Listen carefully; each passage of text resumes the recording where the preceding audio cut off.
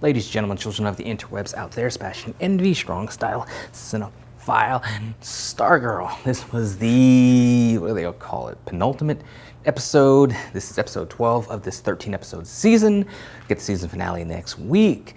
So let's geek about this one for a scant few minutes. Now, this episode was really not a lot going on, but a lot going on at the same time. This episode served to just kind of I guess set the stage for the finale, pulling all our players together, putting them in one spot. And it was decidedly different from like when they have all their, because you see me compare Titans and Stargirl a ton, because Titans is how not to do a superhero show. Stargirl is how to do a superhero show, like textbook. It's just so good.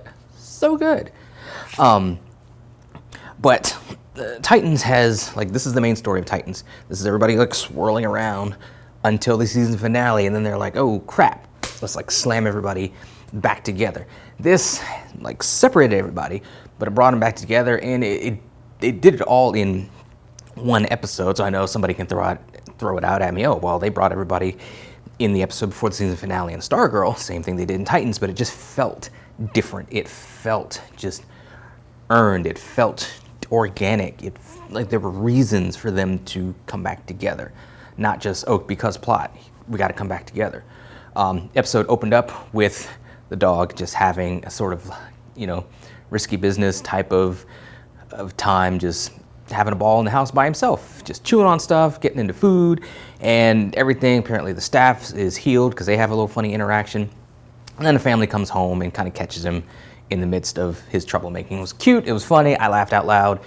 It did what it was supposed to do. It was a light sort of way to start this episode. We've had some, dark stuff kind of in the last, slew of episodes. This was light, funny. It kind of just, it was cool. It was funny. I laughed. I enjoyed it. I know maybe like a cheap little gag, but I enjoyed it. I laughed. It was cool. See that Courtney is back. Courtney gets reunited with Beth. Beth gets to meet her idol, Dr. Midnight in person. I'm glad that Dr. Midnight didn't just dip out after this episode. That was my one fear, that he was going to pull like a Henry Allen when he finally got released in The Flash, where like they did all this stuff to get him out. Then the very next episode, he's like, hey, I got to go live my life. Deuces, I'm out, and then just leaves.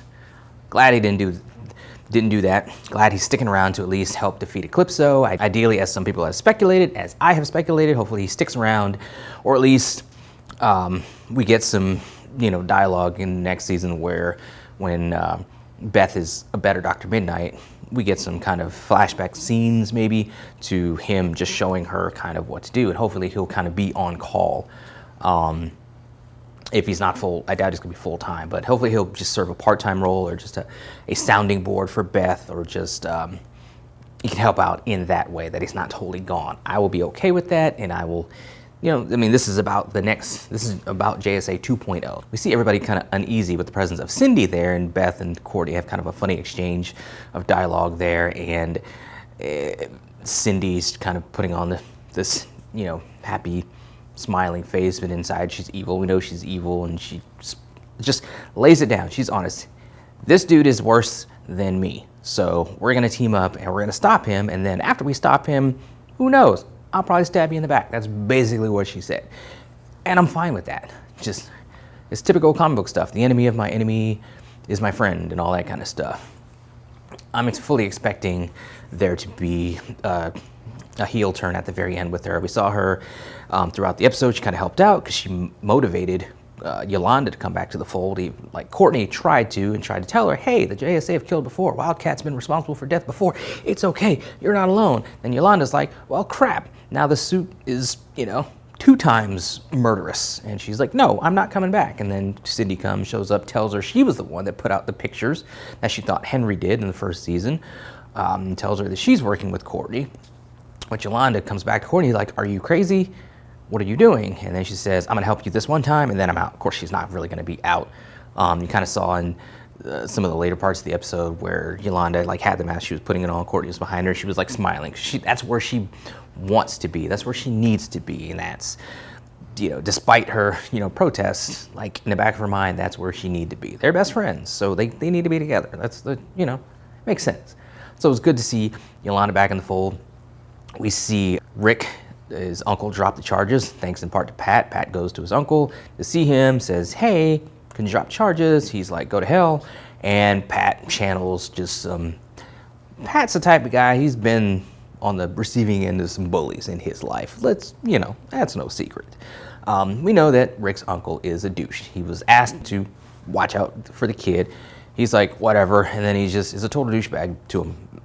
Emotionally abusive, probably was physically abusive when Rick was smaller than he is now, but he's just a bad guy, as Pat put it. And then Pat like locks the door and then closes the blinds, and we don't know what Pat did, but we know, like Pat said, he's got some darkness in him, so he kind of channeled some of that darkness to probably put hands on this dude to get him to drop the charges. So I like that there's just more layers to Pat. Luke Wilson, I've said from the beginning of this show, is a phenomenal get. I don't think this show would be, it might be, yeah, I mean, no, I'll say it. I don't think this show would be as strong on some of the emotional beats as it is some of the exchanges between Pat and Court and Pat and some of the other cast members if Luke Wilson was not playing the role, because he just fits so well, just like a glove. I mean, I'm talking Robert Downey Jr., Patrick Stewart, Chris Evans. That type of casting for Pat is what Luke Wilson is. I mean, he just is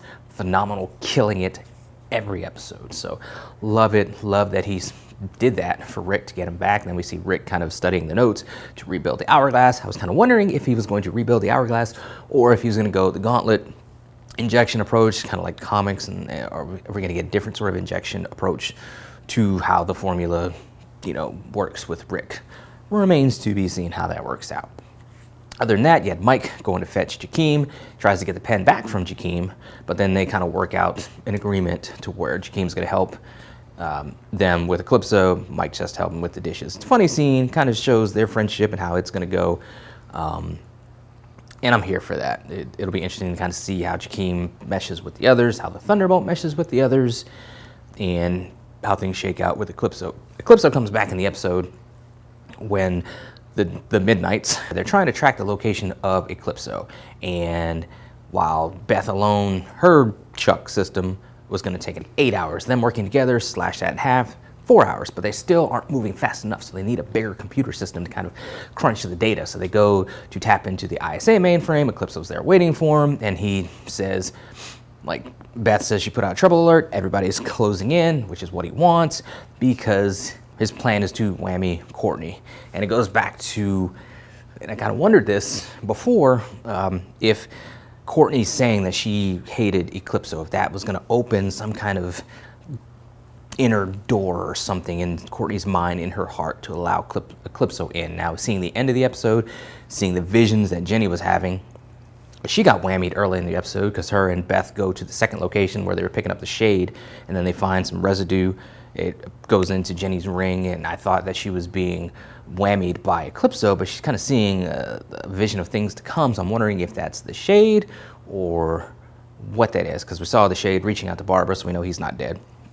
But by the end of the episode, Eclipso's like, hey, I need you all here so I can take over Courtney, feed on, your world, destroy everything, yada, yada, yada. So it sets the stage for the finale and what's going to happen. And then we saw Cindy on the phone saying, you guys finally picked up, you need to come back, help.